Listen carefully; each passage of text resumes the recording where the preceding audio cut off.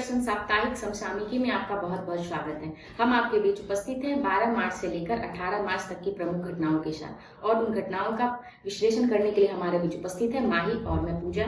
तो चलिए देखते हैं उन प्रमुख घटनाओं को। नेटफ्लिक्स की डॉक्यूमेंट्री द एलिफेंट विस्पर्स को ऑस्कर अवार्ड से नवाजा गया है। ऑस्कर 2023 में इस डॉक्यूमेंट्री को डॉक्यूमेंट्री शॉर्ट मूवी कैटेगरी में बेस्ट डॉक्यूमेंट्री शॉर्ट फिल्म का अवार्ड मिला है। 95वें ऑस्कर एकेडमी अवार्ड्स का आयोजन हुआ, जहां भारत की फिल्म RRR के गाने नाचू नाटू को बेस्ट ओरिजिनल सॉन्ग कैटेगरी में बेस्ट गाने का अवार्ड मिला है। बेस्ट डॉक्यूमेंट्री की श्रेणी में द एलिफेंट विस्पर्स ने ऑस्कर अवार्ड जीता है। इस फिल्म को कार्तिकी गोंजावेल्स ने डायरेक्ट किया है। इस फिल्म की कहानी दक्षिण भारत के रहने वाले एक ऐसे कपल की कहानी है जो एक रघु नाम के अनाथ छोटे हाथी की देखभाल करते हैं। इस फिल्म के जरिए इंसान और जानवरों के बीच के बॉन्ड को दिखाया गया है। एंड आइरिस गुडबाय ने सर्वश्रेष्ठ लाइव एक्शन शॉर्ट फिल्म का ऑस्कर 2023 पुरस्कार जीता। जेमी ली कर्टिस ने film Everything Everywhere All at Once के लिए बेस्ट सहायक अभिनेत्री का अपना पहला ऑस्कर अवार्ड जीता है। किंग में कौन ने film Everything Everywhere All at Once में अपनी वापसी की भूमिका के लिए सर्वश्रेष्ठ सहायक अभिनेता का पुरस्कार जीता। पहला ऑस्कर अवार्ड एनिमेटेड फीचर के लिए पहली फिल्म पिनोचियो ने जीता है। सर्वश्रेष्ठ अंतर्राष्ट्रीय फिल्म का Oscar award All Quiet on the Western Front ने जीता। Everywhere All at Once Paul Rogers ने सर्वश्रेष्ठ फिल्म एडिटिंग के लिए 55वां ऑस्कर अकादमी पुरस्कार जीता है। प्रसिद्ध हिंदी लेखक डॉक्टर ज्ञान चतुर्वेदी के 2018 के व्यंग्य उपन्यास पागलखाना को 32वें व्यास सम्मान के लिए चुना गया है।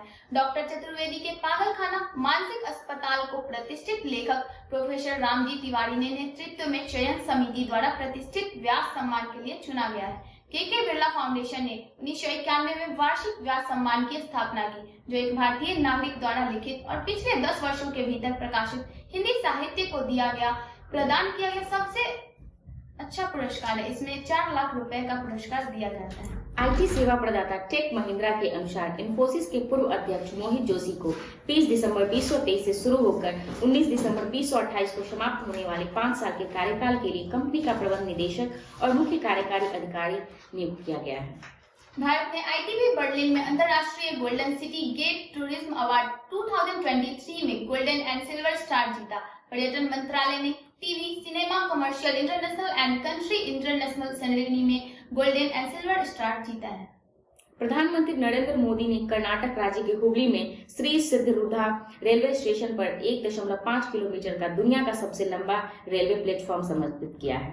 मंच का उद्घाटन केंद्रीय मंत्री प्रहलाद जोशी की उपस्थिति में पीएम की कर्नाटक यात्रा के दौरान किया गया था। भारतीय रेलवे दक्षिण पश्चिम रेलवे जोन हुबली अब सबसे लंबा प्लेटफॉर्म होने के कारण Guinness book of world record में दर्ज है। इसे 20 करोड़ की लागत से बनाया गया है। 13 मार्च को चक्रवात फेरी ने मालावी दक्षिण हिस्से में दस्तक दी, जिसमें 99 लोग मारे गए। देश में आपदा प्रबंधन आयुक्त चार्ल्स कालेम्बा ने कहा कि लगभग 60 स्थानों पर 99 लोगों की मौत हुई। बेलेंटायर शहर में सबसे अधिक 85 लोग मारे गए। प्रधानमंत्री मोदी ने बेंगलुरु मैसूर एक्सप्रेसवे का उद्घाटन किया। यह 118 मीटर लंबा परियोजना है, जिसे 84-80 करोड़ की लागत से विकसित किया गया। इस परियोजना में NH 275 को 6 लेन बनाना भी शामिल है। तक्ष पांडे और M जगन्नाथ को लाइफ इंश्योरेंस कंपनी LIC के प्रबंध निदेशक के रूप में नियुक्त किया गया है। 1 अप्रैल 2023 को तक्ष पांडे पदभार संभालेंगे। M जगन्नाथ 13 मार्च 2023 को अपना कार्य आरंभ करेंगे। राजकुमार और BC पटनायक को 2 प्रबंध निदेशक हैं, जिन्होंने कंपनी छोड़ दी है। वर्तमान में LIC में 4 प्रबंध निदेशक हैं। बहुपक्षीय अभ्यास ला पेरोस का तीसरा संस्करण हिंद महासागर क्षेत्र में 13 से 14 मार्च 2023 को आयोजित किया गया। फ्रांसीसी नौसेना द्वारा चलाए जाने वाले अभ्यास ला पेरोस हर 2 साल में अभ्यास होता है, जिसका उद्देश्य भारत प्रशांत क्षेत्र में भाग लेने वाली नौसेनाओं के बीच समुद्री डोमेन जागरूकता व समुद्री सहयोग में सुधार करना है। इसमें Royal Australian Navy, French Navy, Indian Navy, जापानी Maritime Self Defence Force, Royal Navy और यूनाइटेड स्टेट्स नेवी के कर्मियों, जहाजों और इंटीग्रल हेलीकॉप्टर्स की भागीदारी हुई है। मोहित जोशी को टेक महिंद्रा का MD एंड CEO नियुक्त किया गया है। टेक महिंद्रा ने इन्फोसिस के अध्यक्ष मोहित जोशी को कंपनी का प्रबंध निदेशक और मुख्य कार्यकारी अधिकारी यानी कि CEO नियुक्त किया है। हर साल 14 मार्च को गणित का अंतर्राष्ट्रीय दिवस, जिसे पाई दिवस के रूप में भी मनाया जाता है, गणितीय स्थिरांक पाई का सम्मान करने के लिए मनाया जाता है, जो एक वृत्त की परिधि के अनुपात को उसके व्यास में व्यक्त करता है। पाई का मान 3.14 है। विश्व उपभोक्ता अधिकार दिवस 2023 की थीम स्वच्छ ऊर्जा संक्रमण के माध्यम से उपभोक्ताओं को सशक्त बनाना है। बता दें कि पाई दिवस की थीम रही है इस वर्ष की सभी के लिए गणित।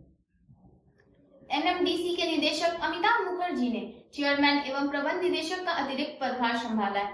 भारतीय रेलवे लेखा सेवा IRAS के 1995 बैच के अधिकारी अमिताभ मुखर्जी एक कॉस्ट अकाउंटेंट भी हैं। एनएमडीसी में शामिल होने से पहले वे रेलवे विकास निगम लिमिटेड में महाप्रबंधक वित्त थे। ऑपरेशन बोल्ट कुरुक्षेत्र एक द्विपक्षीय कवच प्रशिक्षण अभ्यास भारत के जोधपुर सैन्य स्टेशन में 6 से 13 मार्च 2023 तक आयोजित किया गया था। यह 13वीं पुनरावृत्ति थी, जिसमें सिंगापुर सेना व भारतीय सेना दोनों ने भाग लिया था। स्विस फॉर्म IQ एयर ने जारी अपनी वर्ल्ड एयर क्वालिटी रिपोर्ट में भारत को 2022 में दुनिया का 8वां सबसे प्रदूषित देश बताया, जो पिछले साल 5वें स्थान पर था। दुनिया के सबसे प्रदूषित शहरों की सूची में 50 शहरों में 39 के भारत है। 4 Iraq, Pakistan, Bahrain, Bangladesh, Burkina Faso, Kuwait, Bharat, मिस्र और तजाकिस्तान शीर्ष 10 सबसे प्रदूषित देश हैं। दिग्गज अभिनेता समीर खाकर का 71 वर्ष की आयु में निधन हो गया। उन्हें 1980 के दशक में क्लासिक सीरियल नुक्कड़ में उनकी भूमिका के लिए जाना जाता है। वह टीवी शो नुक्कड़ और सर्कस में अपनी भूमिकाओं से प्रसिद्ध हुए थे। उन्होंने श्रीमान श्रीमती और अदालत में भी काम किया था। साथ ही उन्होंने हंसी तो फंसी, जय हो, पटेल की पंजाबी शादी सहित कई फिल्मों में भी अपनी महत्वपूर्ण भूमिका निभाई थी। हर साल 15 मार्च को उपभोक्ता संरक्षण को बढ़ावा देने और उपभोक्ता अधिकारों के वैश्विक ज्ञान को बढ़ाने के लिए लक्ष्य के साथ अंतर्राष्ट्रीय उपभोक्ता संरक्षण अधिकार दिवस मनाया जाता है। इस दिन का उपयोग वैश्विक बाजार असमानताओं के बारे में जागरूकता बढ़ाने के लिए भी किया जाता है।